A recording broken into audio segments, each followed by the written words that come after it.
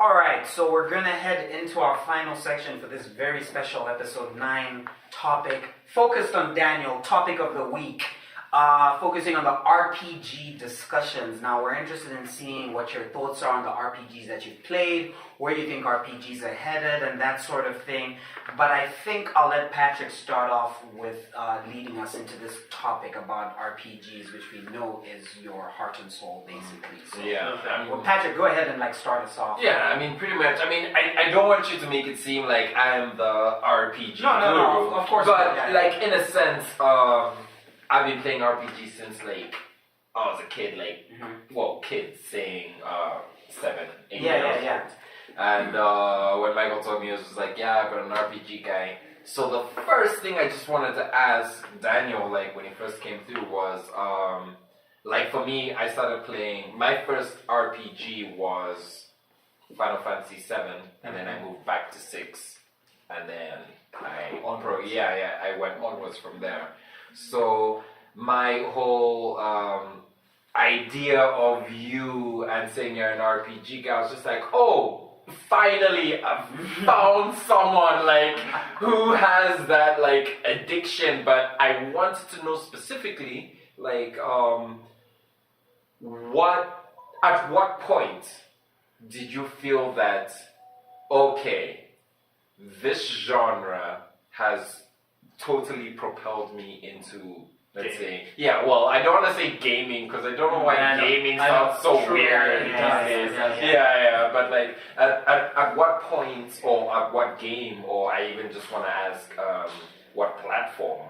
Okay, so give me a general idea. Take us down the wormhole. Take us down the road that you travel. Let me take you down my history of RPGs. So, like I said before, initially it was Final Fantasy 4 that hooked me, because I couldn't believe that you could play with, you could talk to NPC characters and the like. Yeah. So after that, I didn't have access to any other Final Fantasy game. However, I did have an idea of what I wanted from then on. So I ended up playing, was it Tales of Destiny on the PlayStation 1? One of the original Tales. And it had the same system, brutally hard game. But it hooked me. Then I had Star Ocean.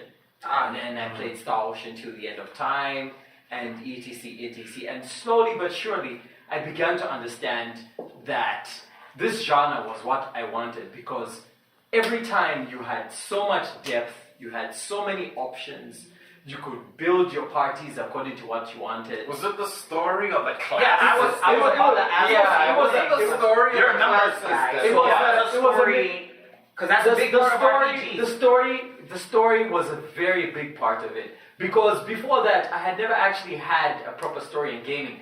I had been playing games with stories, Tomb Raider, etc. But the story was always sort of a side piece. Yeah. But in RPGs, you cannot progress without the story. Yeah. You need to know who you're going to save, why you're going to save them, who they're related to, and why the villain is doing what he's doing. Yeah. I mean, there's some bad guys who literally have weaknesses that are plot-based.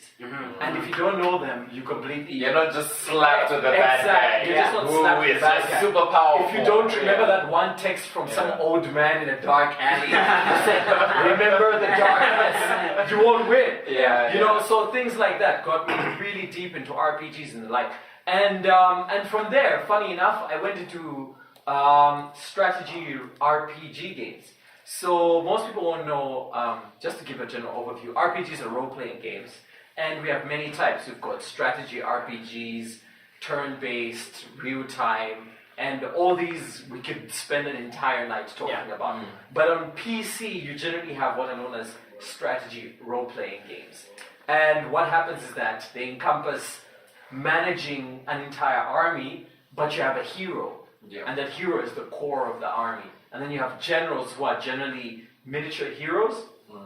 So one of the games that drove me deep was Disciples. One of the original Disciple games, strategy RPGs. We're getting in there now. I have no idea what this game is. You can look into it now. Disciples 1, very good game, even to this day. Very in-depth. It's a turn-based strategy RPG.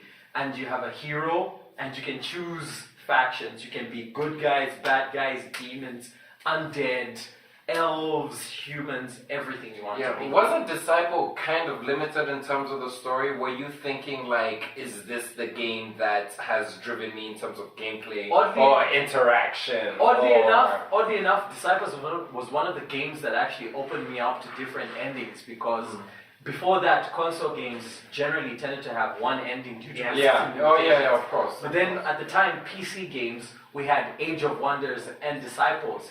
Age of Wonders has 5 endings, which can change about halfway through the game.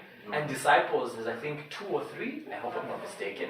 It's been a long time. Exactly. I know. Probably in the comments like, oh my god, But all I remember is Age of Wonders, I know for a fact, has at least 4 or 5 endings which are affected by the decisions you make. And for the first time, that blew my mind. Yeah. And that was amazing. And the fact that I could min-max characters as well as change my factions and change my story made such a big deal to me. And that's how I got deeper into it. And as time went on... So that's what kind of led you... Exactly. Yeah. So it went from console to PC, then back to console. Yeah. And then in the console, I started searching for every RPG I could play, from Suikoden to Xenogears. I played everything I could. Like, of course, Final Fantasy is the king. Yeah. Then we've got the Star Oceans. Then there was other obscure ones. And as time went by, the action RPGs came in. And action RPGs kind of... We're even gonna write... That's where I love that you bring that up, because now we've got turn-based versus action, and it is what it is. But like, what do you gravitate more towards to like nowadays? Like, do you prefer... It's a difficult question, though. Yeah, are you into the like you've seen how FF has evolved? That's a key example. Like from turn-based to like whatever the hell lightning period was, and to FF15. Like, what are you more into now? Witcher, for example, is like very action focused. You do your builds and whatever, potions and everything, but it's a very action focused kind of game. You still get your traditional turn-based stuff, but like what when you're in the hunkering for a good RPG, like what tickles your fancy more lately, considering where the industry's going and stuff? Right now, I would say Dark Souls. Okay. Easily. It's got the action elements, but also it has the very, very deep RPG attribute system attached to it, as well as the freedom that comes with a proper attribute system. So one thing I don't like about certain RPGs, it's my own personal bias, is when you're locked into classes. I do play RPGs with classes, and I do love them, job systems, etc. But I love absolute freedom. I love building what I view is the ideal hero in my mind. Doesn't the Dark Souls genre fold into the idea that this is action-based? No, you would be surprised. So in Dark Souls, the part where RPG, the role-playing aspect comes in is builds.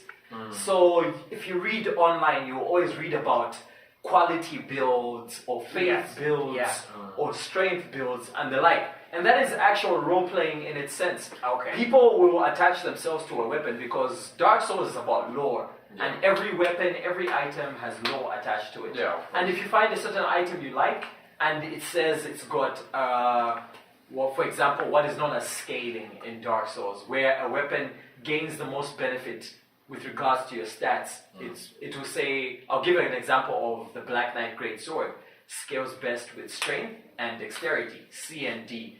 So C is a higher scaling in strength, D is a higher scaling in dexterity. So things like that encourage you to build your character a certain way, and that is making you play the game as a certain role. Yeah. So you move into that way. So most people won't think they're actually playing a role-playing game, but you are. You're subject to it. You are either becoming a magician wielding sword guy, etc. It's interesting because for me it's actually kind of the opposite, where I'm like, hey, the role-playing aspect is not so much the build, it's the terms of the choices that I can make. Because when I play an RPG, that's what I'm interested in doing. Of course. Choices. Yeah, you're interested in the aspects where you can make a choice. Exactly, like The Witcher or Mass Effect and that sort of thing. Horizon a little bit to a certain extent. Okay, so like I know that you're a stats guy, like you're really into your builds and that sort of thing. But on the other side of the coin, for me, I'm into like in terms of the role-playing aspect. I really like the story side in terms of the choices that you make having ramifications and your choices mattering and that sort of thing. How does that play into your like of RPGs? Like, do you favor that aspect as well in comparison to like more of the stat side? It's even funny that you're bringing that up because essentially, usually when you have people who favor RPGs, they usually favor the in-depth Japanese story, or you want to go towards the mathematical side. Pen and paper. Yeah, exactly. So we're wondering, like, what aspect of the RPG sector were you leaning more towards, or what did you find more appealing? Alright, so I will give you an example of my recent experiences with RPG games. So, in the beginning of the year, we didn't have too many RPG games because the end of 2016 was a very FPS end of the year. Course, exactly.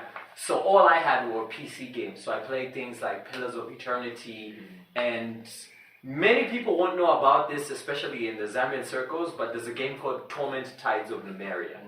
And it's a very big game based on the Torment's law from one of the old-timey PC games where most of the game is based on your decisions rather than your attributes and the like. Okay. And I looked forward to this game. Okay. Crazy.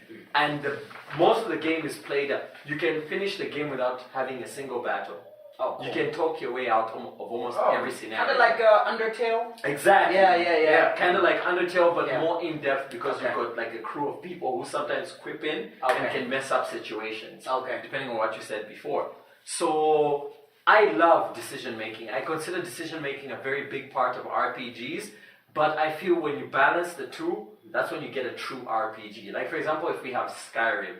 Skyrim was absolute freedom, but without the whole consequence to decisions. Like it didn't really matter. Skyrim, you're pretty much just like let out, like, go do what you want. You do whatever the hell you want, and your decisions don't really affect the fact that you're going to fight Alduin no matter what you do. Exactly. However, in Torment's Tide of Numeria, if you mess around and make the wrong enemies, the game will end prematurely, and you never know what the truth about the world is.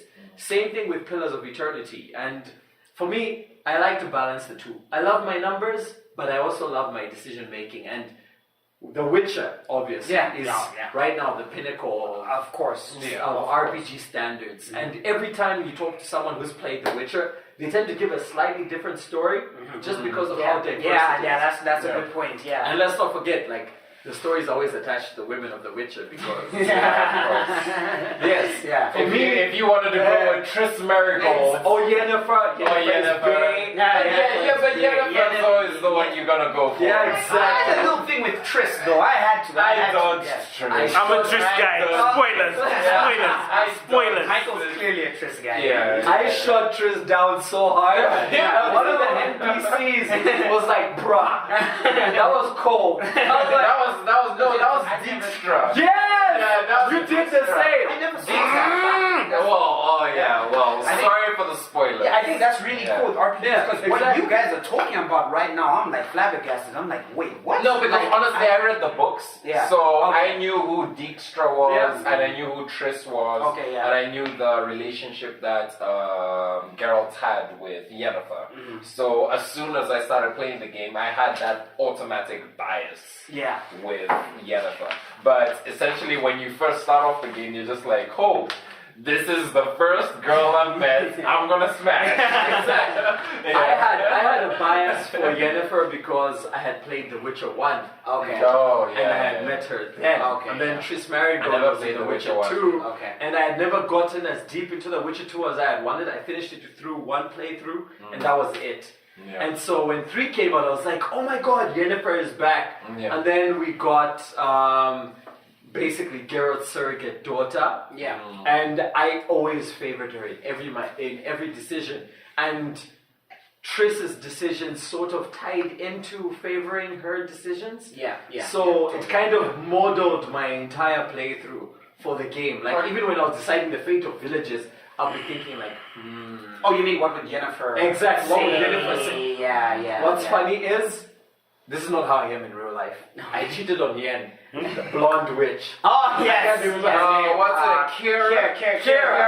I was scared to death. I never did. Kira was a little bit of a slut, though. Yeah, shit, I said that. Yes, Yeah. So that was one of the beautiful aspects of The Witcher, and decision making and things like that, they do matter with my enjoyment for the game. So I always try to balance it out. Okay, so now moving on ahead as we kind of try to get to wrapping up here, like, what is your opinion on the RPG genre as a whole, the state that we're in? I mean, right now, 2017, what does it look like? Where do you think things are headed? I mean, like we've said, we've had examples of The Witcher that have kind of redefined what an RPG is and reached critical success.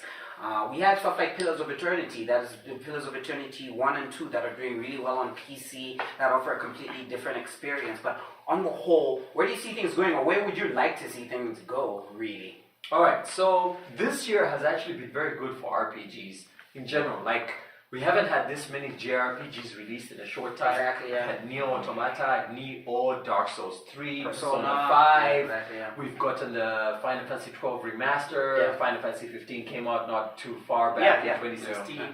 And it's a really good time for RPGs. To be an RPG fan, this is one of the best times to get into it. However, going forward, we have things like Zelda that are setting the standards for what an open world RPG should be. And this is something that we've been craving for a long time. Personally, I have craved some upgrade to the whole open world system as a whole. And Zelda literally did everything. Yeah, I'm playing that right now, and and it blew my mind. So on the gameplay side, Zelda has pretty much showed what I would like to see going forward in RPGs. But on the narrative side, I would love to see more freedom, especially with the Witcher-esque type of things. Yes, I agree with you, Yeah, like, Skyrim was amazing. It kept us engrossed under all that, but your decisions never really made a difference to the main story. However, in both Zelda and The Witcher, it matters. But then that comes to a certain complication, because it kind of brings out the idea that if a developer is going to make an RPG, you have to come to a certain decision where you're like, look, are we going to make this game look absolutely beautiful and also alter the decisions of the player? And then we can make these amazing storylines, in the sense that you can make this decision and then it will result in this cinematic, or because let's not beat around the bush. Making a video game is really hard. Yes, it's really we hard. always say that like every games is hard. Yeah, we talk about video games like, oh, you can make this decision and it will result to this, it will result to this, but you have to arrive at a conclusion where, like, are we gonna make this video game? Are we gonna allow the players to have 3 decisions, and then these 3 decisions are going to result in these 3 cinematics? Yeah. Or are we going to focus on hooking this player? Absolutely. Hooking this player with the gameplay, with the facials, with the characters, because obviously character acting also comes into play. Because we all know that character development also results in getting the right voice actor. So, what essentially, I don't know, I feel like we're going to reach a level of quantum mechanics where we have AI, and the only way we're really going to enjoy games to the full extent is if we have something controlling it. But it's in 2030? Yeah, well, yeah. But, I mean, hypothetically speaking, but as of now, you know what I think? What direction do you want these RPGs to go? Because I truly believe that RPGs are the future, because everybody's gonna want a video game where you can completely characterize customize your character. So I feel, in my opinion, the multiple ending way currently is the best and most feasible way to go. I mean, absolute freedom is nice and all, but you can never account for how many variables a human being is going to make. There's too many decisions we're going to make. That's why The Witcher 3 is considered one of the... The Witcher 3 it's considered one of the... So good. Story so good. Because it gives you multiple options, and you get different scenarios, and people tell different stories. However, they're still limited to about 5 or 6 or 7 of them. But the key thing is The Witcher gives you those kind of options in even the most minuscule kind of quests. Yeah. You know, it's not limited to like, oh, this. It could end up really bad. Yeah. So a side quest is never just a fetch quest. Exactly. Yeah. And that's what current RPGs need to stop. They need to stop making it so that a side quest is just another boring thing. Everything should be tied into how your character interacts with the world. Exactly. It should build your character up going forward. Yeah. And I feel that's what helps it. That's why Zelda is so successful. Yeah, because everything you do affects your character. You eat food, builds your stamina.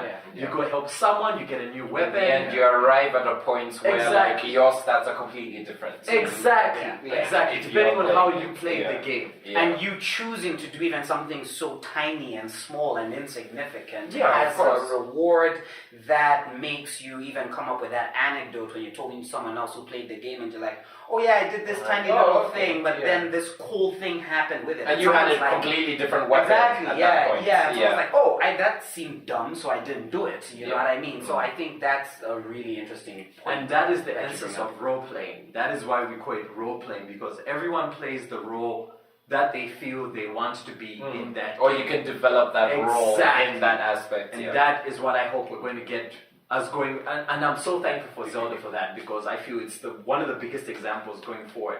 Because right now, open world... sucking your soul. I know, right? Unfortunately. But right now, open world is the biggest deal, and Zelda has done it the best so far. Yeah. So going forward, I hope to see more games like that. But, you know... So you see time-based RPGs just out the window, essentially. Well, urgency in an RPG world is something that's very difficult to explain, but hopefully, as we go forward, when you do certain actions, like old games used to do it, but right now in the current state of game development, urgency is not something that people respond to very well, and most users tend to reject it. Yeah. For example, if you do certain things and you miss out on other things, it tends to make them about the game. Exactly. Yeah. So it's only Persona that have really managed to do that properly. Urgency is very hard to balance. I wouldn't say it's the most important thing right now. Yeah. I would feel physics and how the world reacts to you are what should be next. Breath of the Wild is Breath of the Wild type of things, and then after that we get world urgency, where if your character is just sitting for 20 hours, then you have that pressure. I love that. I love what you brought to this discussion, Daniel. Thank you so much. I think that's a great place to button it up. I think I should ask this question because PK might be angry with me if I don't ask this. What is your favorite, just to wrap this conversation up, what is your favorite CGI scene from an RPG? Because you know those CGI scenes are a big part of RPGs, but I know you probably want to say the Final Fantasy 14. No, I thought I was gonna say Final Fantasy 8. Yeah. Yo! I got you. Yeah. The landing. Final Fantasy 8, the intro video is my go-to heart. Place. It was perfect, right?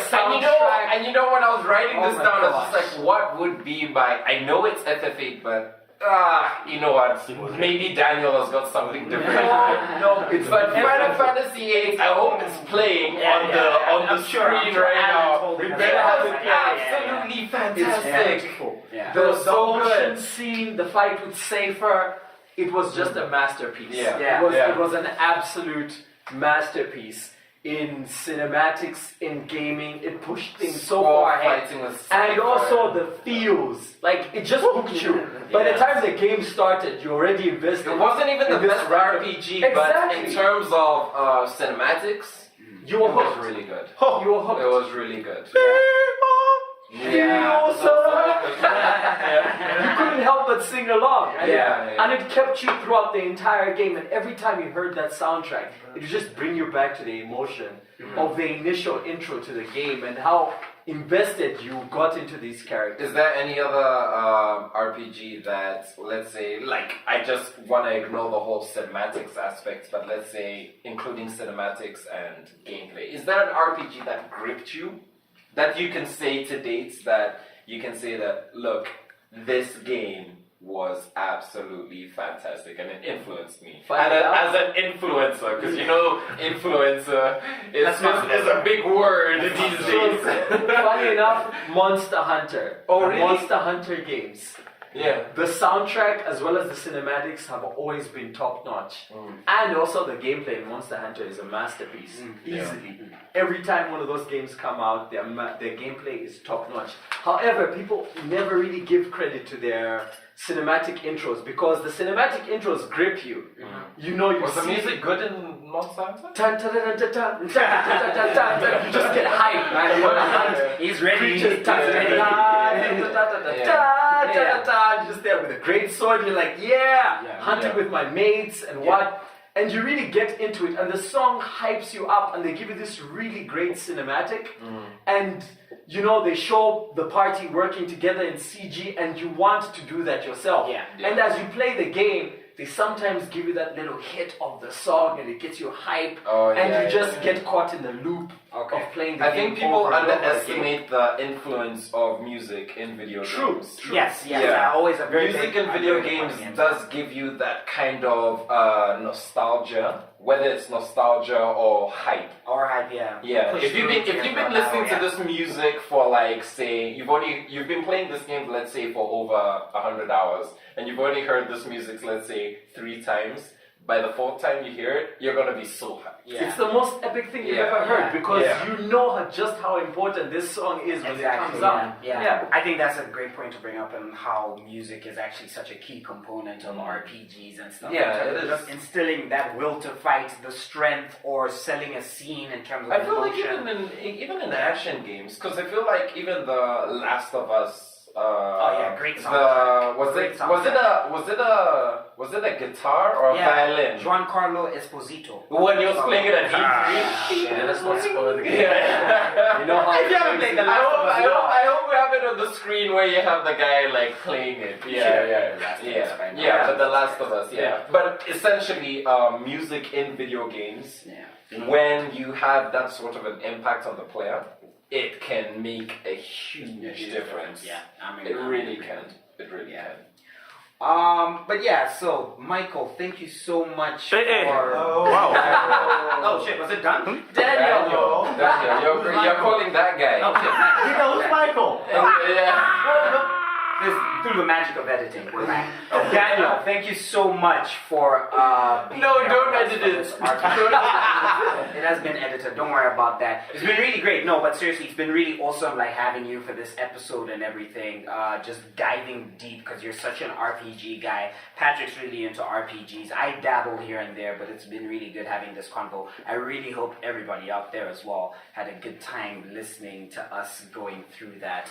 But thank you so much, guys, for tuning in to episode 9 of the IncntrolGaming podcast. We appreciate you joining us for this episode. Patrick, thank you so much. Yeah, all I have to say is subscribe or not, but subscribe. I would recommend subscribe. I would recommend it. So Patrick is found on Twitter. You can catch him at pato_kafu. Daniel, if you want to give a shout out to your social media contacts. I'm usually found on Twitter as well, sin_v9. And yes, thank you for tuning in. Tune in more here, and hopefully we see you on the Let's Plays. We're gonna always have that. We're gonna have you. I think by this that point it's clear that you're a recurring guest, you know what I mean? I think this has been a really good episode. And of course you can find me at Ole_Gunner on Twitter. Once again, guys, thank you so much for tuning in, and we will definitely catch you guys on the next And welcome back, EB! Welcome back. Welcome back. Shout out, dude. Thank you so much, guys. We'll see you.